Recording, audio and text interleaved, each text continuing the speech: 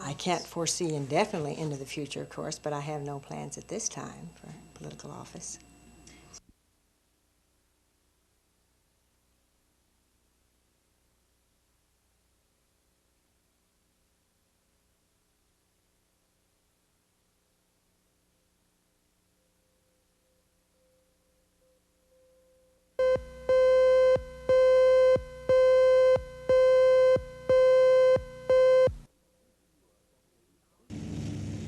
Each year, Oklahoma wheat farmers spend thousands of dollars to chemically treat their soil to make it ready for the planting season.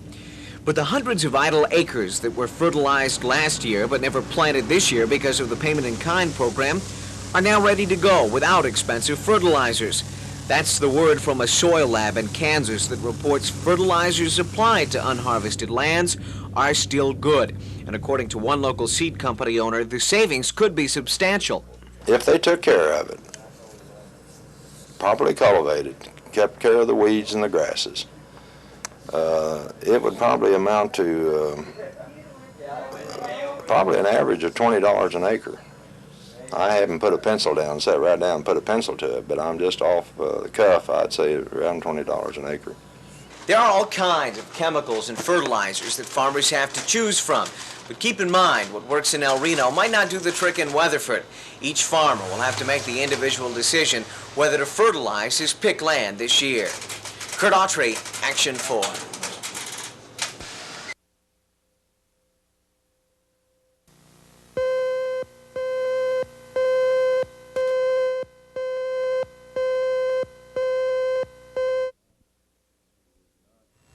He was not a member of the Libyan hit squad, as Jack Anderson said he was.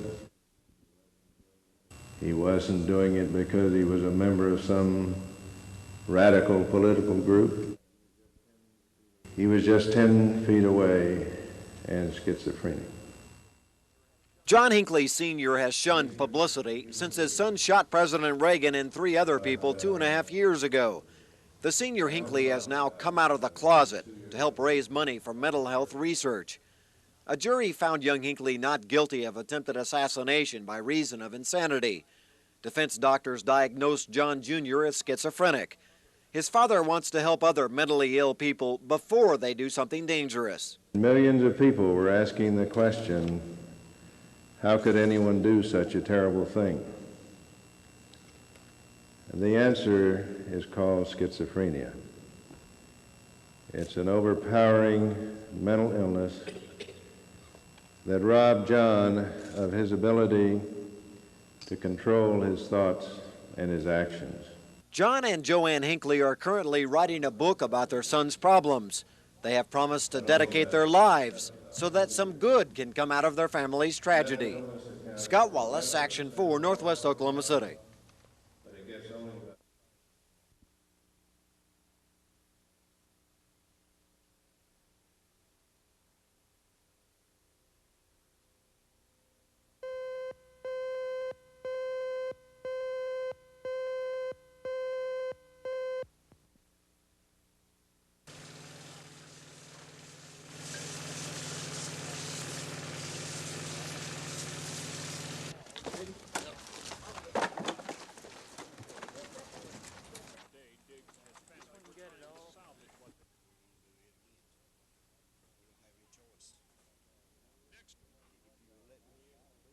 The Marietta Police Department, the Fire Department, the Reserve Police Department, the people of Marietta. If you ever live in a town like this, you know how to appreciate it, because they all pitched in, stayed here. The biggest part of them was here nearly all night long, protecting the stuff and fighting fires to get it out.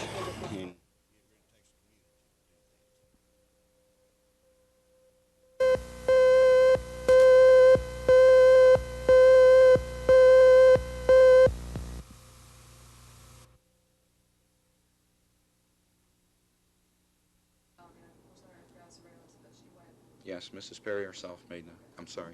When did you recover the money? Is that when you read the box that the money was in? $1,000. Vehicle Hill was in. Is that his vehicle? It's a pickup.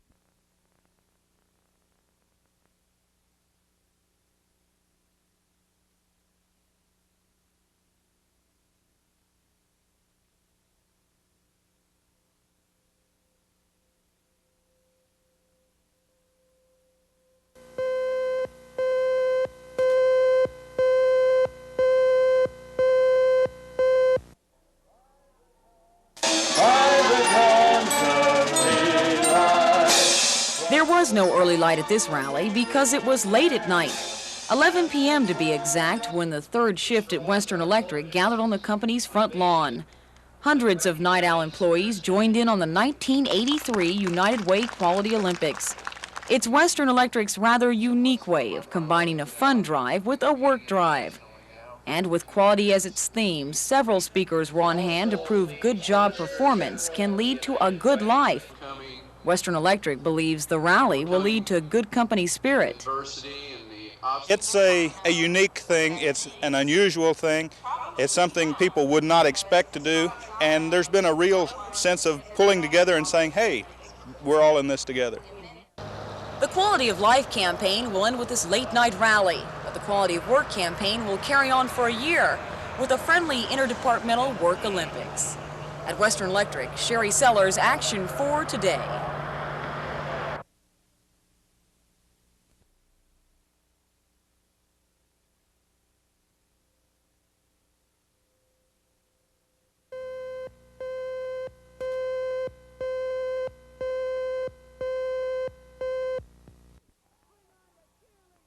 Bring on the cheerleaders!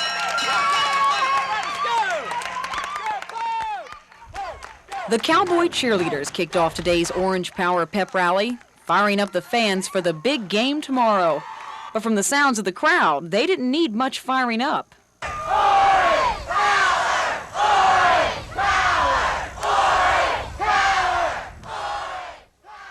The chanters were in for a big treat at this pep rally, one that would make even the loudest crowd louder.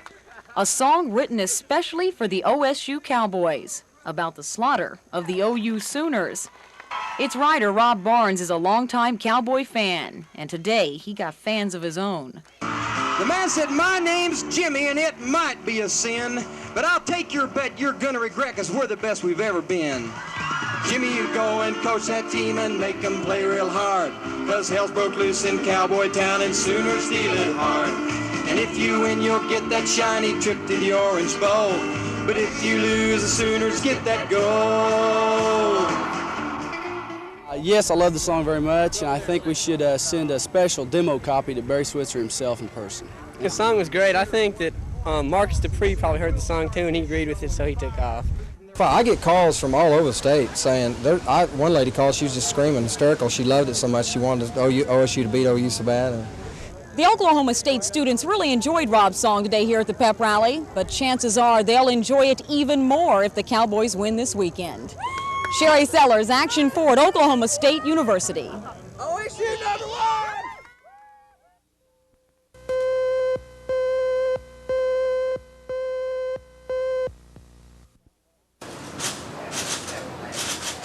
I'm Scott Wallace. Welcome to Economics 101. Accounting student Linda Long is taking a 4-year course in personal finance. Linda is one of the thousands of Oklahoma students who receive financial aid. She has a grant, a loan, a scholarship, and works 2 jobs to pay for her schooling. I know so many people who couldn't afford to go to college if it wasn't financial, for the financial aid.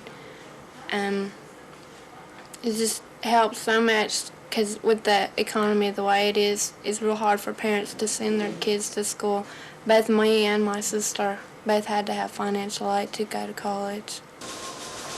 Financial aid is also allowing Gloria Bowen to finish her education. She's grateful for the government's help. She hopes the education budget cutter's knife will bypass the financial aid program.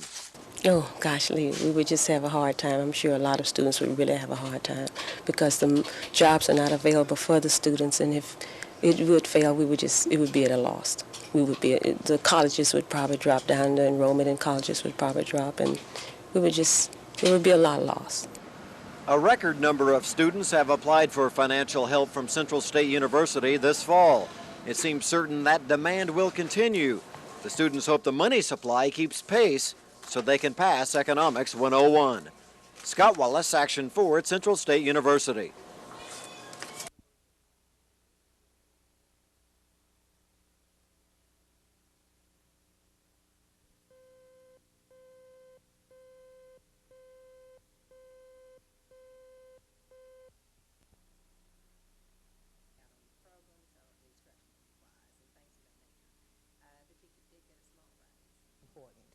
I do think there's other things, and like I said, I'm very.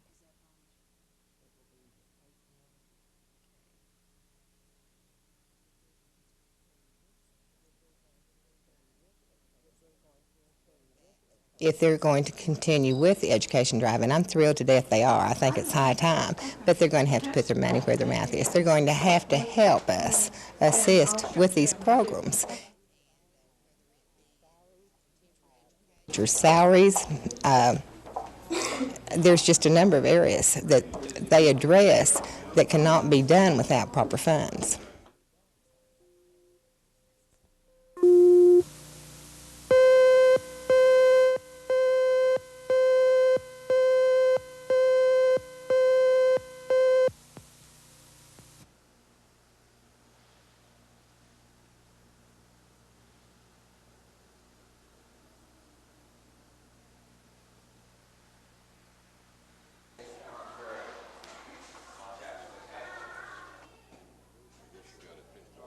I do think that this is an excellent plan for the city school system and for the taxpayer without really increasing their taxes very much to protect their capital investments.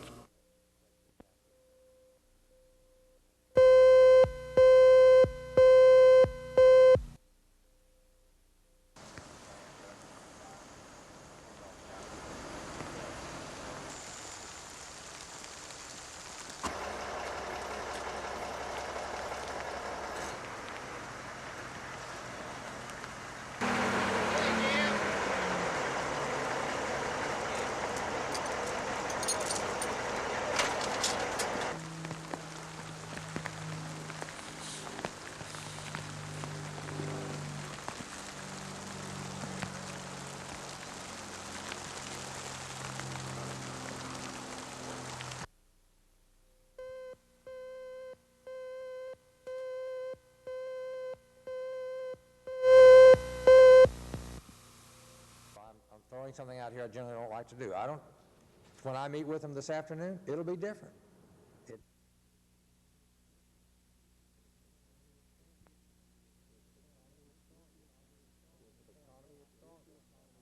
The economy is stronger. We're at the point now, is the economy strong enough, or do we need to assess the situation? So Senator York and I have no differences on what the amount would be because we have the same facts. We just had a difference of when do you look at it and decide what you're going to do. About the second Monday of November, we'll have all the information we need to make a decision.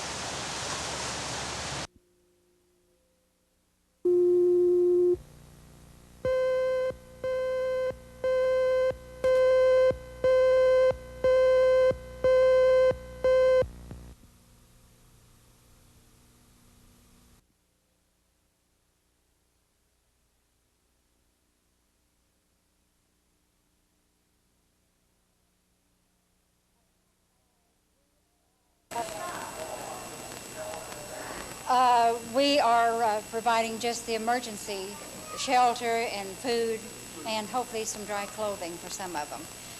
We have had trouble getting cots and blankets, and they are coming from Wichita and Coffeyville, Kansas. So they should be here any time.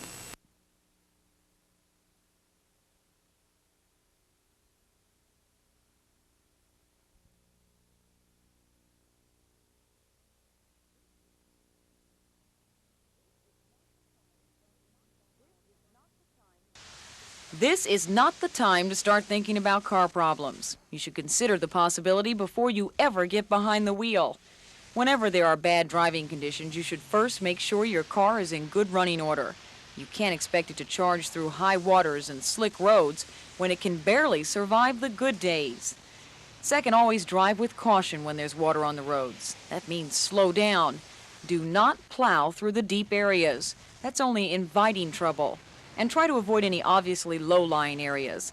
Of course, even with the best precaution, there's a chance you could find yourself stranded. Once you determine that you're going to get stuck, why the important thing is to get yourself to safety and get out. And as with all emergency situations, don't panic. I mean, just deliberately get out of the vehicle, because the vehicle can always be repaired or salvaged. But try to think ahead. Brim says more than half of their emergency calls could have been avoided with a little precaution. Sherry Sellers, Action 4.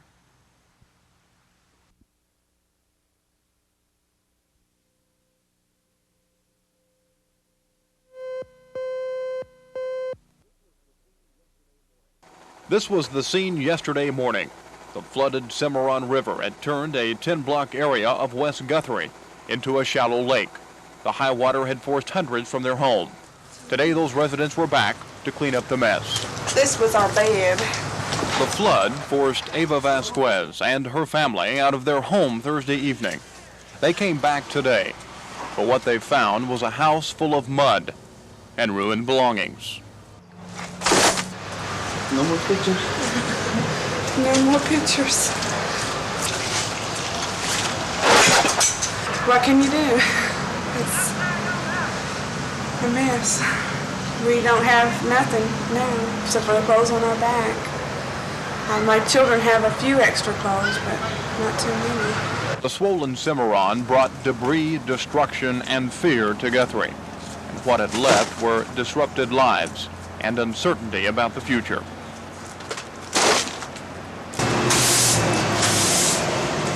Families weren't the only casualty of Thursday night's disaster. Local businesses in the west end of Guthrie were affected as well. Like the rest of the town, shop owners were picking up the pieces today and deciding what to do next.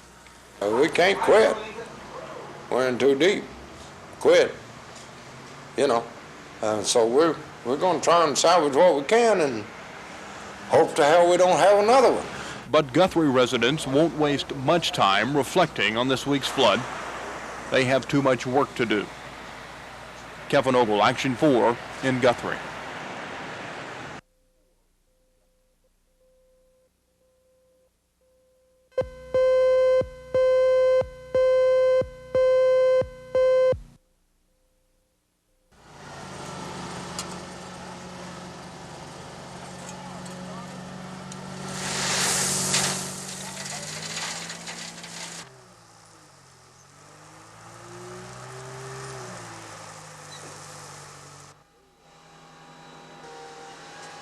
We expect, Civil Defense Department expects the federal officials that are involved in the public law determination to arrive here sometime today or this afternoon or this evening.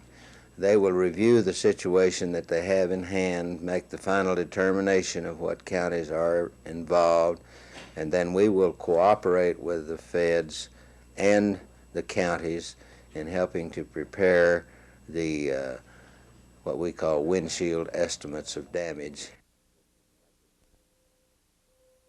Officials will make the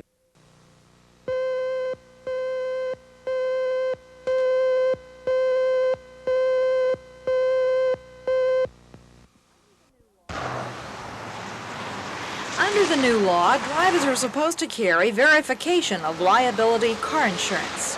And even though over 1,300 people have been cited for failure to do so, it is by no means a revenue-raising mechanism for the city or the state. It's designed to get more people to carry insurance. Right now, 1 out of every 3 people pulled over don't have it. A lot of people just are irresponsible, and never had insurance, and they probably never will have insurance. There's a large class of really irresponsible people, running around in cars.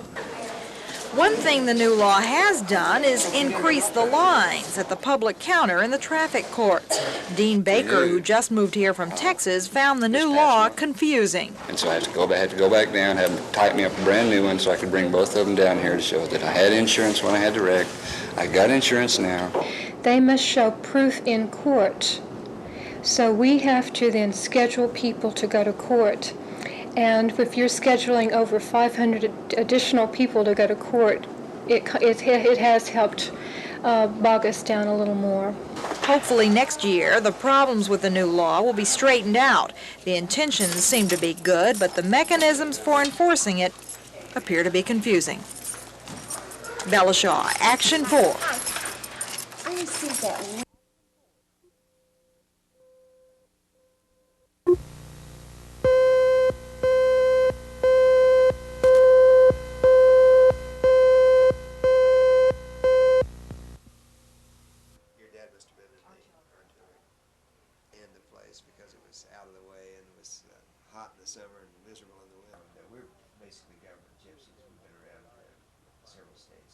DHS is a very large department that has very sweeping responsibilities to help people in Oklahoma cope with the problems in their lives. I believe the growth of 5% in the budget the Commission has recommended would be about the least growth that the department has had in a long time.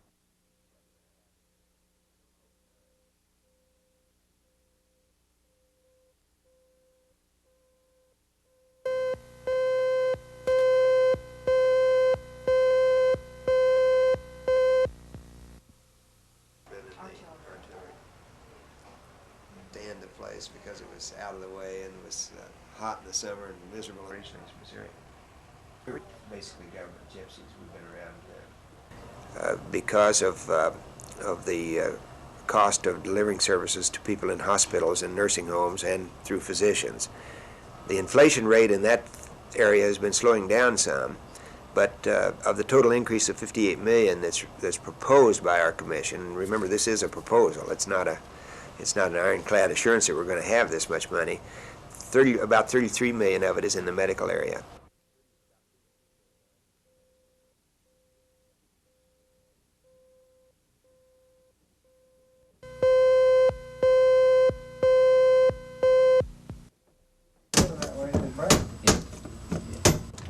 That old putty is really stuck in there.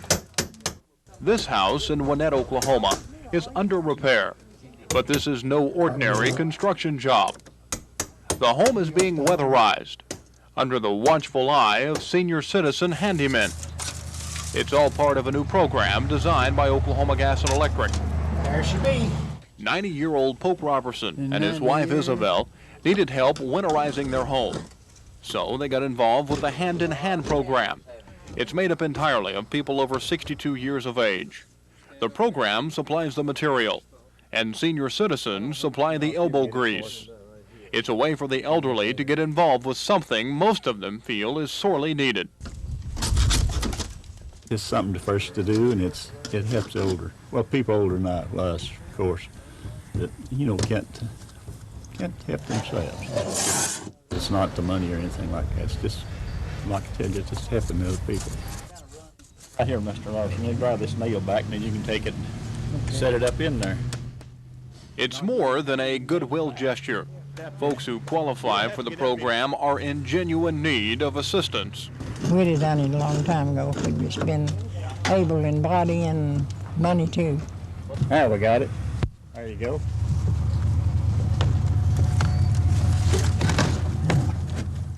It's not easy work, but when the job is done, senior citizens like the Robertsons know it's done right. It's a task performed by people who speak the same language and share the same problems. Kevin Ogle, Action 4, in Wanette.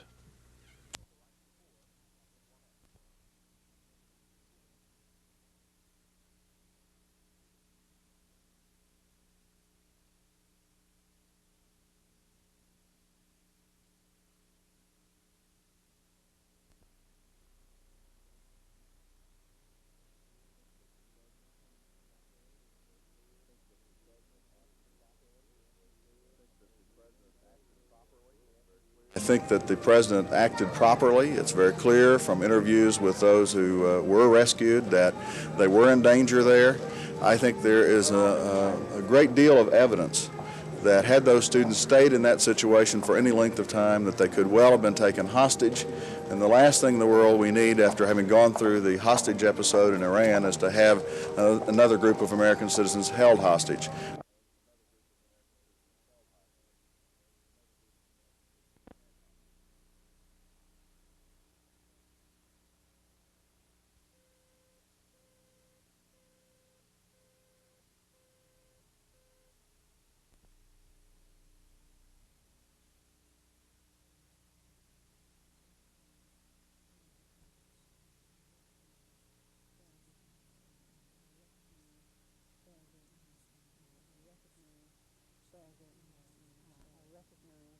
There's a recognized power in the state, in the law, that where a child does not receive